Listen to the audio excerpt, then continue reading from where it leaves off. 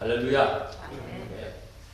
주님께서 이 땅에 오신 성탄절을 4주를 앞두고 보통 4주 동안 그리스도의 오심을 기대하는 준비하는 기간이 대강절 혹은 대림절이라고 합니다.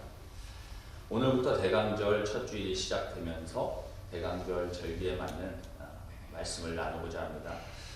우리가 지난 로마서 강해를 통해서 하나님이 우리 인간에 대해서 뭐라고 결론을 내리시는지 살펴보았습니다. 우리 인간에 대한 하나님의 입장은 의인이 없다는 거죠. 의인이 없다는 겁니다. 우리 모두는 죄인이라는 겁니다. 의인이 없나니 하나도 없고 하나님을 찾는 자도 없다 말씀하죠. 우리 인간은 아주 무능하고 아주 부패하고 아주 절망적이라는 겁니다. 이 말은 우리가 아무리 스스로 노력한다 할지라도 하나님이 원하시는 구원의 방법대로 살려고 노력한다고 해도 도저히 어쩔 수 없이 구원받을 수 없는 존재, 구원받을 수 없는 자가 되었다라는 뜻이에요. 왜요? 죄인이기 때문에 그렇습니다. 소망이 없다는 겁니다. 이런 소망 없는 우리들에게 주님께서 이 땅에 오신 날이 바로 크리스마스, 성탄절 아닙니까? 오늘은 사람으로 오신 예수 그리스도라는 제목으로 말씀을 선포하겠습니다. 오늘 본문 14절에 말씀이 육신이 되어 우리 가운데 거하심에 우리가 그의 영광을 보니 아버지의 독생자의 영광이 은혜와 진리가 충만하더라. 말씀이 육신이 되어 우리 가운데 거하심에 할 때 이 거하심에 dwell 이 거하시다라는 뜻은 보통 성막에 거하다라는 뜻입니다. 무슨 말입니까? 구약 시대에 하나님께서 성막에 거하심으로 우리와 함께 해주신 것처럼 신약 시대에는 말씀이 육신이 되어 우리와 함께 해주셨다라는 말이죠. 출애굽한 이스라엘 백성들은 성막 중심으로 생활해야 했잖아요. 구름 기둥과 불 기둥을 따라 이동을 하고 멈추며 성막을 중심으로 텐트 생활을 해야 했습니다. 이동하지 않고 머무를 때면 구름 기둥과 불 기둥이 항상 그들의 성막 중앙에 위치했었어요. 당시 이스라엘 백성들이 하나님이 그들과 함께 하심을 어떻게 알 수 있었습니까? 성막 위에 구름 기둥과 불 기둥을 보면서 이스라엘 백성들은 하나님이 우리와 함께 하시는구나 라고 느낄 수 있었다는 겁니다.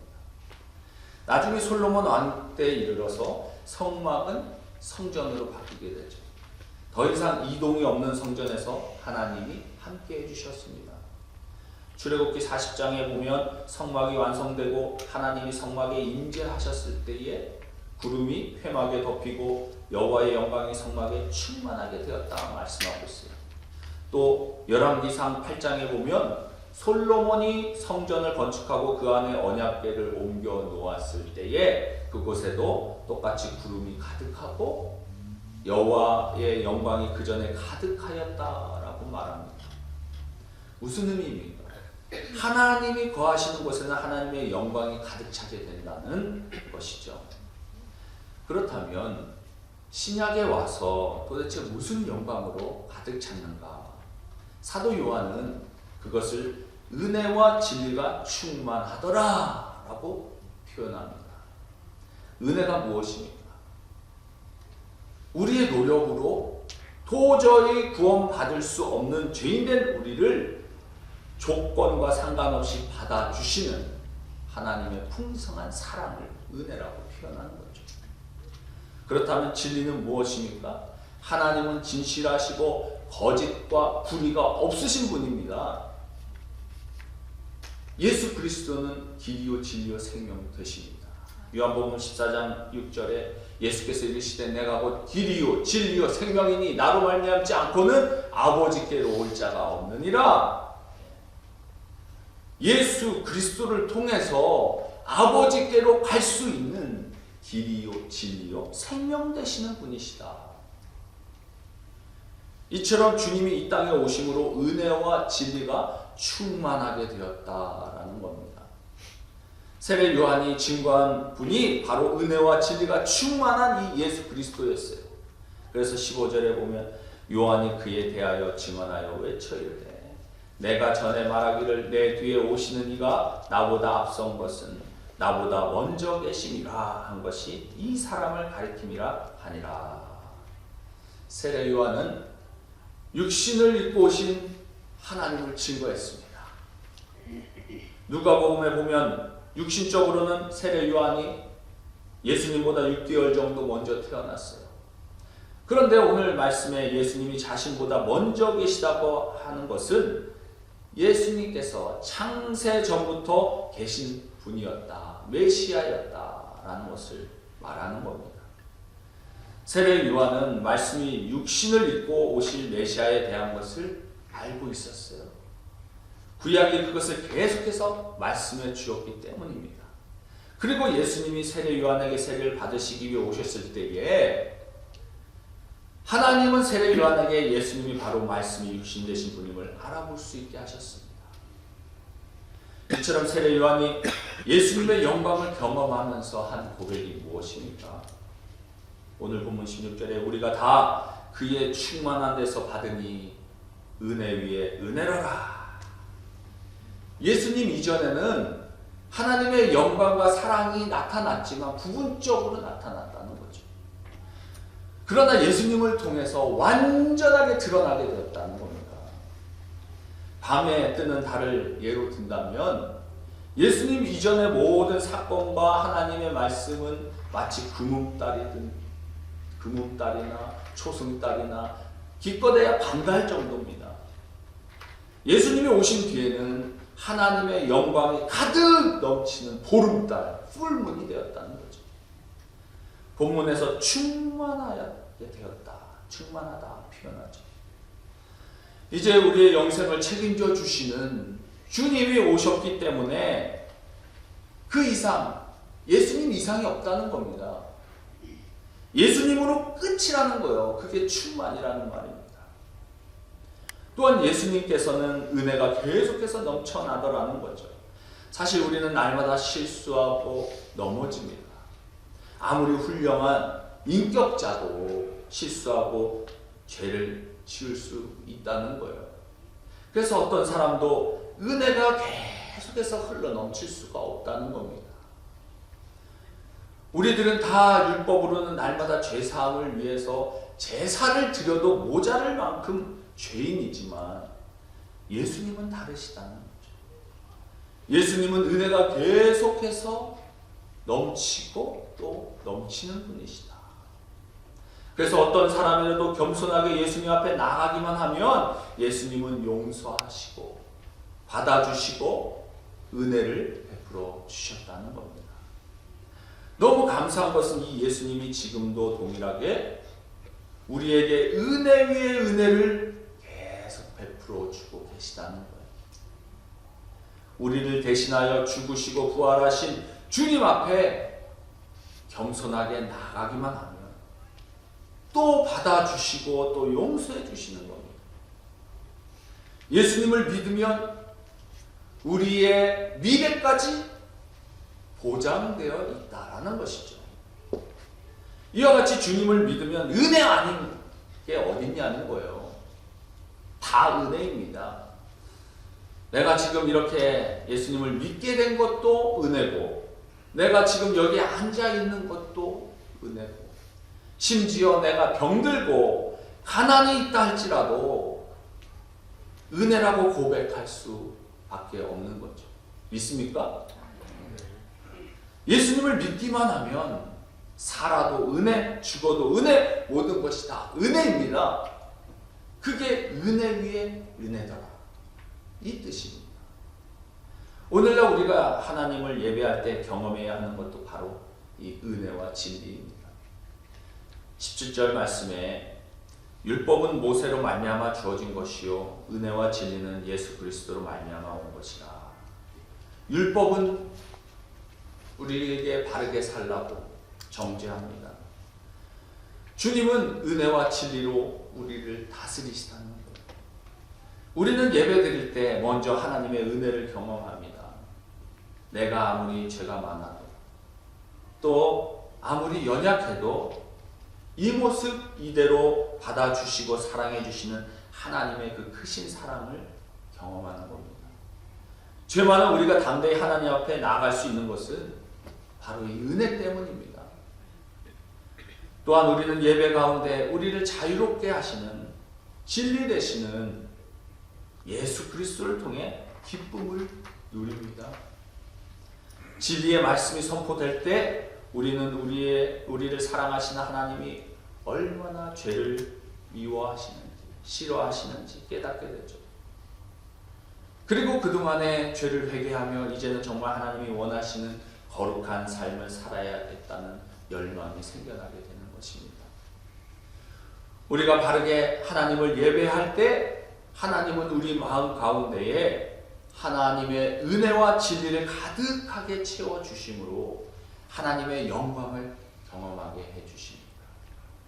진정한 하나님의 영광은 은혜와 진리 되시는 예수님을 만날 때 경험하게 되는 것입니다. 예배를 통해 예수를 만난 그때 우리에게 하나님의 용서하심에 대한 감격이 있고 죄를 떠나고 싶어지는 거룩한 열망이 생겨나게 되어지는 겁니다.